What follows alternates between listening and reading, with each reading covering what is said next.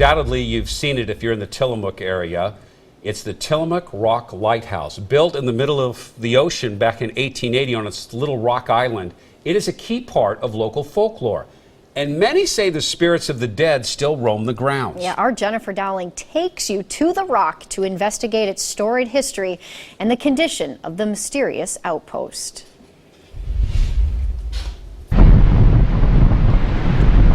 At this viewpoint from Cannon Beach, Tillamook Rock and its legendary lighthouse are just a speck on the horizon. I was thinking of the name Terrible Tilly. Its secrets guarded by the treacherous seas surrounding its darkened doorways, battered walls, and rusty tower. Historian Elaine Truckee says some people swear they've seen a light shining from a ghostly lens. I still have people come in and they'll say, "Oh, I saw people on the rock."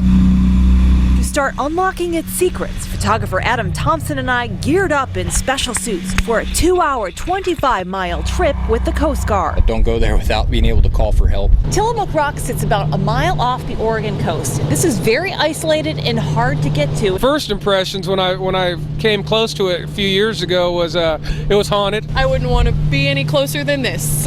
Historians say the rock claimed its first victim in the late 1800s before construction began. One of the first surveyors that was trying to build the lighthouse was washed off the rock, and they never found his body. Still, construction continued, and crews weathered intense waves on the rock in pup tents until they finished the job. They tried and failed to prevent another tragedy when the ship the Lupatia sailed too close to the rock on a foggy night. They set a big bonfire and they started yelling and screaming, and the entire crew was lost. The only survivor was a dog. The lighthouse was finally complete in 1881, but Coast Guard members who staffed it, 4 at a time, had a tough commute. A wooden crane lifted people on and off the rock in what looked like a life ring with pants sewn into it. It was very harrowing. I wouldn't want to be stationed out here permanently, no. The men passed the time reading, cooking, and playing jokes while weathering intense storms. The waves would go over the top of the lighthouse. The Coast Guard sold the lighthouse in '57 thanks to advancements in radar, but it didn't stop Terrible Tilly from claiming more lives. Someone was washed off of a boat going around the lighthouse in '64. They never found the body. In the 70s, a GE executive bought and repaired the lighthouse for use as a second home. Truckee says he only spent one night on the rock. He sold it about 2 days later. After that, Terrible Tilly story takes an unusual turn.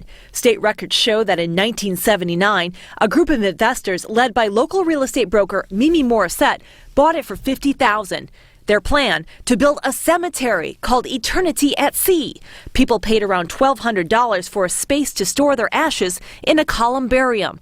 Around 30 were interred there, including Nora Eno Bailey. This is a picture of her cabin at the beach. Her daughter, Jerry Jeffs, didn't want to appear fully on camera. So that's how much she loved the ocean. She believes her mom's ashes are still contained in this box, pictured in an old Oregonian article. There sits her brass container with her name on it. At one point, Truckee says vandals got into the lighthouse and destroyed some of the urns, and there was a lawsuit.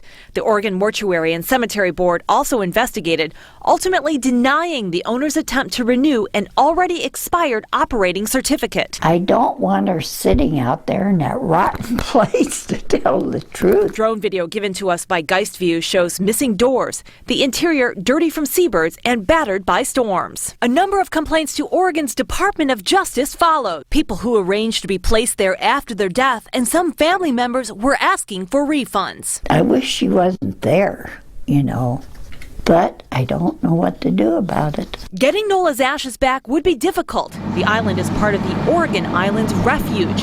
Visiting is prohibited from March 15th through September 1st because of nesting birds. And Truckee says the sea lions can be aggressive. So I think when they decided to make it a columbarium, it was a really good idea, and they had some forethought, but they didn't realize how difficult it would be to get construction people out there to do restoration and to maintain the building. Local residents would like to see Tilly restored, but the sea appears to be winning the battle to reclaim the rock. It's this mysterious, beautiful lighthouse, and it's just falling apart, and there's really not a lot that anybody can do.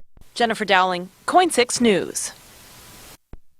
I knew a lot about the history. I did not know that an executive from GE had bought that, only stayed there one night, and then, sold it 2 days. I don't blame him. Well, and that drone video is incredible. Yeah. I don't think a lot of people have seen that perspective there. By the way, we couldn't reach that property owner, Mimi Morissette, by phone, so we did leave her some messages. And we also reached out on social media, but so